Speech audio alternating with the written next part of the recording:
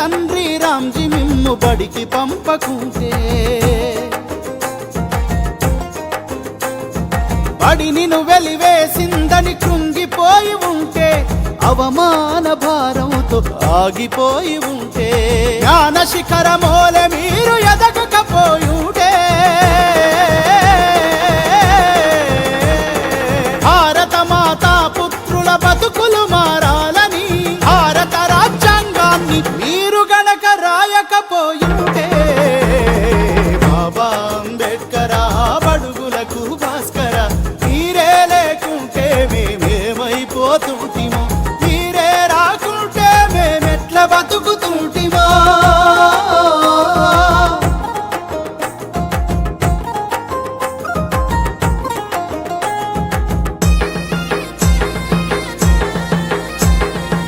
సమస్త భారత మానవాళిని భ్రష్టు పట్టించిన ఆ మనుస్మృతిని మంటల్లో కాల్చకపోయుంటే, మనువాదపు మకిలి మీరు కడగకపోయుంటే, కుల రక్కసిపై యుద్ధం మొదలు పెట్టకుంటే, ఆధిపత్య కులాలకు ఎదురు నిలవకుంటే, సమానతను కోరి మీరు ముందడుగే వెయ్యకుంటే, జ్యోతిరావు పూలే అడుగు జాడ నడవకుంటే, వెలివాడలకై మీరు వెలుగై రాకుంటే,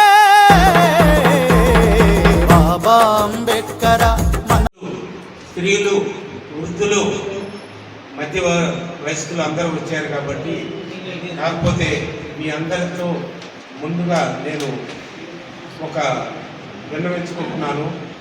ఒకరు సొమ్ము తీసుకున్నా పాపమే, ఒకరు సమయం తీసుకున్నా వాడు పర్మిషన్ లేకుండా పాపమే.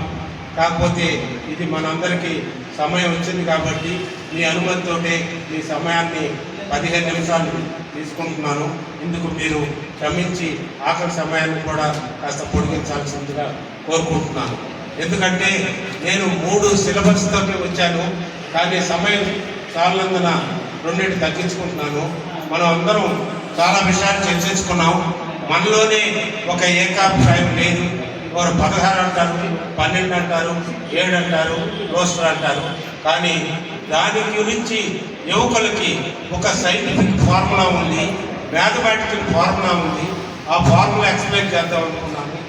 అసలు రోగం ఎక్కడ ఉందో తెలిస్తేనే కదా మనం మందు ఎక్కడ వేయాలనేది మనం మందు తయారు చేస్తాము.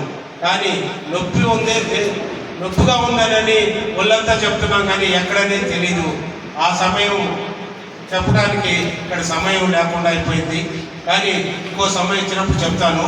కానీ వాల్ పోస్టులో రోస్టర్ పాయింట్ని సవరించాలి అని అంటున్నారు. దీని మీదనే మనం మీటింగ్ అంతా కూడా ప్రయాణం చేసుకుంటే బాగుండేది. ఆ తర్వాత ఆల్టర్నేటివ్ ఏంటంటే బాగుండేది. కానీ సవరించాలనేది చిన్న పదమే, కానీ దానికి 270 పేజీలు కాంటెంట్ తయారు చేయొచ్చు. కానీ అది వదిలేసి మనం వేరే చెప్పుకున్నాము. అవసరం ఉంది, ఎందుకంటే ఉత్తేజం చేయాల్సిన అవసరం. కాకపోతే ఇక్కడ ముందు 3 పాయింట్లు చెప్పాలి. నేను స్వాతంత్రం రాకని చెప్పి ఎక్కడా కూడా అనలేదు. అలాగా ఏ రోస్టర్ సిస్టము చేసినప్పటికీ, ఏ రిజర్వేషన్ సిస్టమ్ ఇంప్లిమెంట్ చేసినప్పటికీ ఎగ్జిస్టింగ్ బెనిఫిషియరీని ఎక్కడా కూడా నష్టం చేసిన పాపతాలు లేవు. కానీ ఈడబ్ల్యూఎస్ ఇచ్చారు, ఎగ్జిస్టింగ్ రిజర్వేషన్ ఏమన్నా డిస్ట్రాయ్ చేశారా? ఏమి చేయాల. కానీ ఇక్కడ మాత్రం రోస్టర్లో ఒక మాలలు మాత్రమే దూరంగా పెట్టేసి మిగతా వాళ్ళు బెనిఫిట్ పొందారు.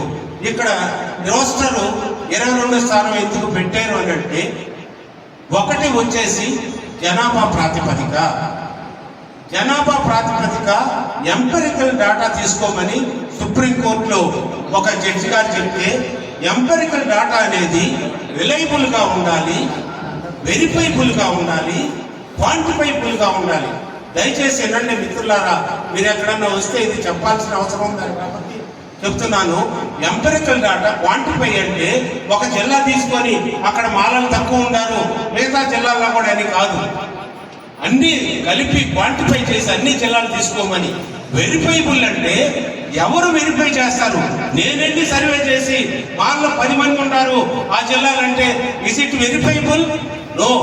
వెరిఫైబుల్ అథారిటీ ఎవరికి ఉందంటే సెంట్రల్ గవర్నమెంట్ సెన్సస్ డిపార్ట్మెంట్కి మాత్రమే ఆ అథారిటీ ఉంది.